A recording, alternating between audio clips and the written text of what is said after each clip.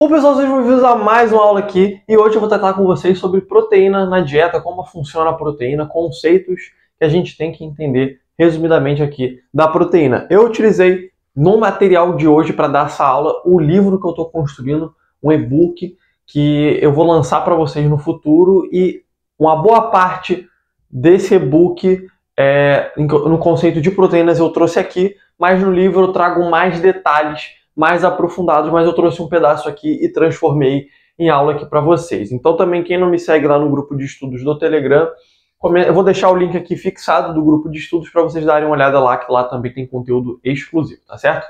Então vamos entender um pouco do conceito das proteínas na dieta. As proteínas nada mais são do que macromoléculas. O que isso significa?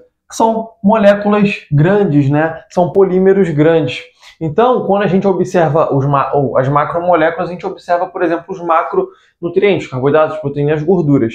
E as proteínas, pessoal, elas são formadas por uma estrutura de carbonos com oxigênio, né? A fórmula do carbono é C, do oxigênio é O, e o nitrogênio, que é o N. Essa é a estrutura da proteína. Quando a gente pega a proteína, pessoal, e a gente observa as funções que a proteína tem no nosso corpo, elas têm diversas funções. A maioria das pessoas sabe e conhece a questão da SPM, que é a síntese proteica muscular, que é a construção de tecido muscular, né, que ela participa das fibras contráteis, né, na parte contrátil, né, da actina e miosina, que são os filamentos, né, do músculo, né, a miosina e a actina, beleza?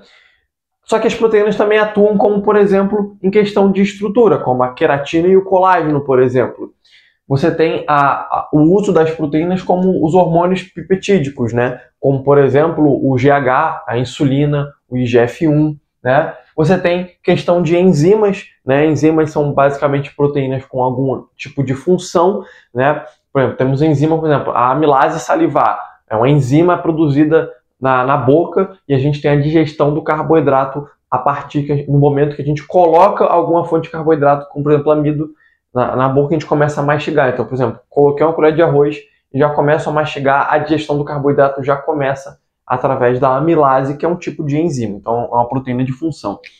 Temos também proteínas de transporte, como por exemplo a albumina, né, uma proteína de transporte, a própria hemoglobina, famosa aí pela troca gasosa, de carregar o oxigênio e o gás carbônico, fazer a hematose, que é essa troca gasosa de quando expiramos, temos a captação do oxigênio, quando expiramos, temos a liberação do dióxido de carbono.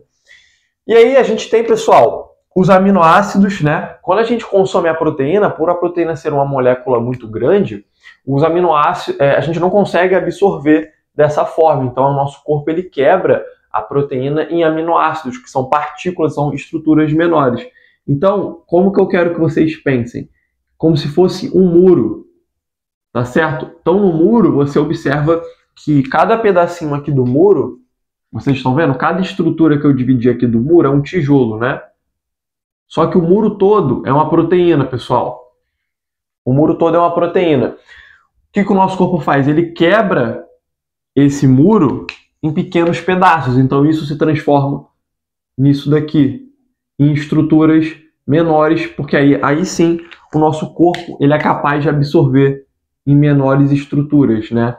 E aí essas estruturas menores, elas são conhecidas por aminoácidos, né? Então a gente tem divisões dos aminoácidos, né? Felizmente o nosso corpo ele tem a capacidade de produzir aminoácidos através do catabolismo da gordura e dos lipídios, da gordura e dos carboidratos, né? Então a gente chama esses aminoácidos, né, de aminoácidos não essenciais, são 11, e os essenciais, que é o que a gente precisa através da alimentação, são 9. Logicamente, na natureza existem muitos aminoácidos, existem mais de 300, 200, 300 aminoácidos na natureza. Mas o que acaba acontecendo é que apenas 20 dos mais de 300 que existem, a gente consegue utilizar para síntese proteica, né? Então, 9 dos essenciais com 11 dos não essenciais são 20. E esses são os aminoácidos, né, pessoal? E aí a gente tem uma pergunta. O que são os aminoácidos condicionalmente essenciais?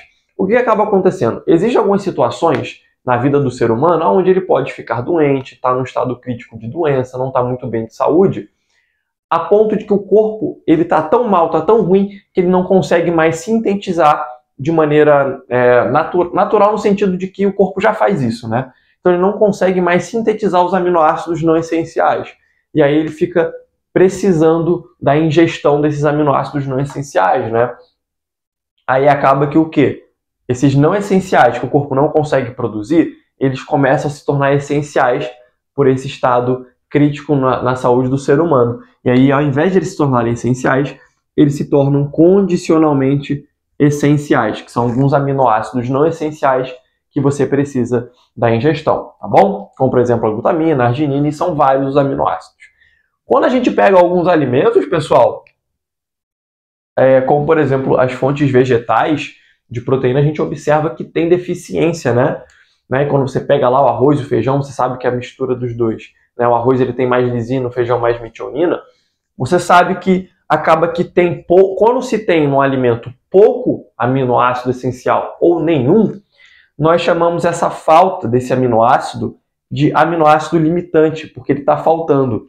E você até pode pensar, poxa, mas só está faltando um aminoácido, isso não é uma coisa muito importante. Então, essa falta de um aminoácido já é o suficiente para você não ter a síntese proteica. Então é muito importante o consumo.